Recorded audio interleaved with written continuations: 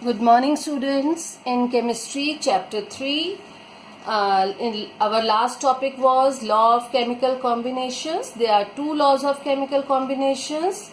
Law of conservation of mass we studied in the last class, and today I am going to explain what is law of constant proportion in detail. Okay, so law of constant proportion, it is also known as law of definite proportion means ratio, fixed ratio. Okay, so what is this law? This law was stated by scientist Proust as in a chemical substance the elements are always present in definite proportions by mass. Okay, in any chemical substance, okay, the elements which are present in that chemical substance, they are present in definite proportion, means fixed ratio, by mass, means their mass ratio is fixed. Okay, so how I can explain this with the help of an example. For example, in a compound such as water. Okay, so what is the formula of water? We know it is H2O. Okay, the ratio of mass of hydrogen to the mass of oxygen is always 1:8. How it is 1:8? We have to remember that this is the mass ratio. Okay, this is not the number ratio. I cannot say 2:1. If I say that hydrogen 2 and oxygen 1, that is the number ratio. Okay, but here in law of constant proportion, elements are always present in definite proportion by mass. Okay, so it is a mass ratio. So how it is 1:8? When I take the example of H2O, it means 2 hydrogen and 1 oxygen atom. Okay, what is the mass of hydrogen? 1 unit. So 2 hydrogen means 2 unit. Or what is the mass of oxygen atom? 16 unit. Okay, we have studied this in chapter 4. So 2:16. If I cut this, it will come out to be 1:8. Okay, so in a compound water, the ratio of mass of oxygen is always 1:8, whatever the source of water. Whatever the source of water means from whichever source we take the water, whether it is a river, well or tap water, the mass ratio will always remain 1:8. Okay, there is one more example. Suppose we take the example of ammonia. What is ammonia? It is NH3. Okay, nitrogen and hydrogen are present in the ratio 14:3 by mass. How? NH3 means 1 nitrogen atom and H3 means 3 hydrogen atom. What is the mass of nitrogen? 14. Okay, what is the mass of hydrogen? 1. But there are 3 hydrogen atoms, so it will be 3. Okay, so what will be the mass ratio of ammonia, nitrogen and hydrogen in ammonia? 14:3. Okay, so this will be always fixed. This proves the law of constant proportion. Okay, now the next topic is Dalton's atomic theory. Okay, it was given by scientist John Dalton. It was very important theory.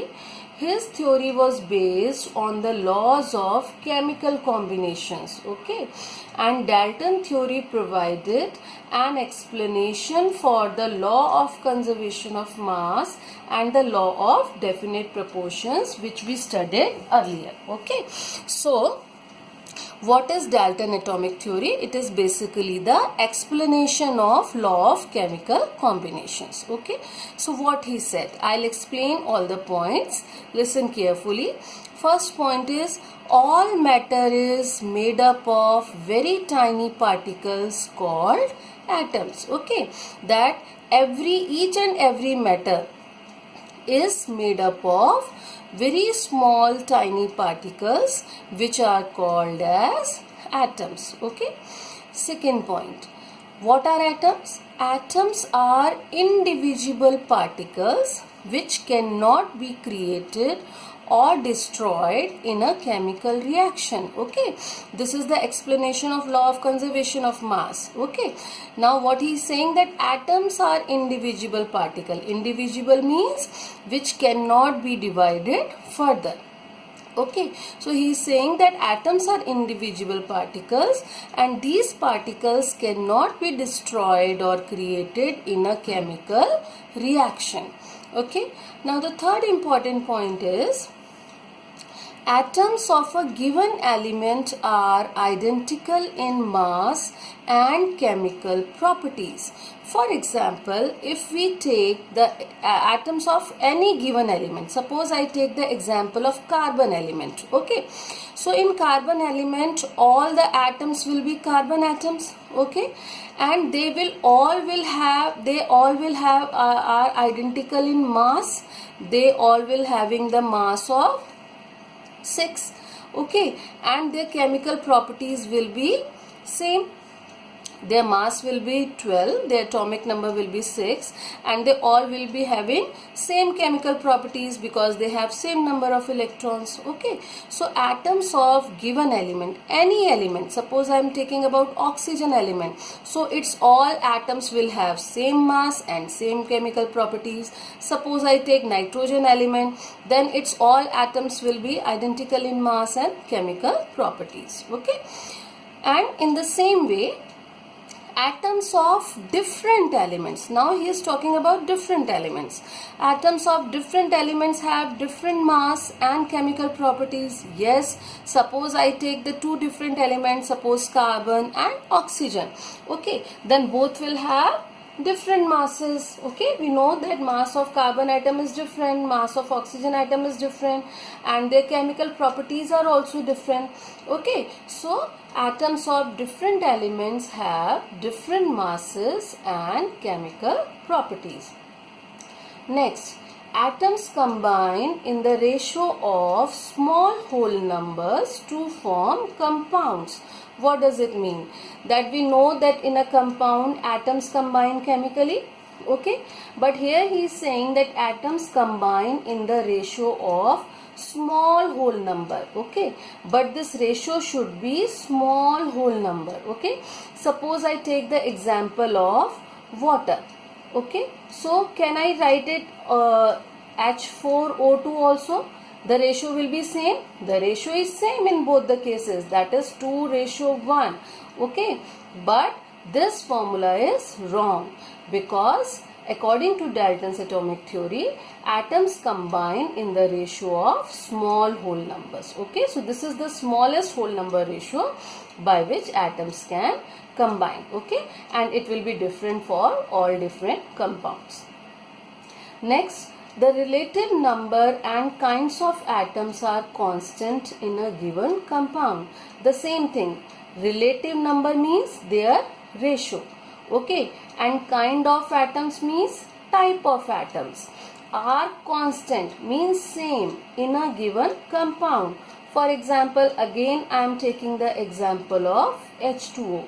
The relative number, it means hydrogen are 2 and oxygen is 1. The relative number will always be same in water. And kinds of atoms means what type of atoms are here? Hydrogen and oxygen. In water will be always formed by the atoms of hydrogen and oxygen, not nitrogen or hydrogen, not carbon and oxygen. Okay, so kind of atom in water molecule will always remain constant and their relative number will always be constant in a given compound. So I can take any example of compound and I can prove that relative number and kinds of atoms are constant in a given compound. Okay, is it clear? So this was all postulates of Dalton's atomic theory. Okay, thank you.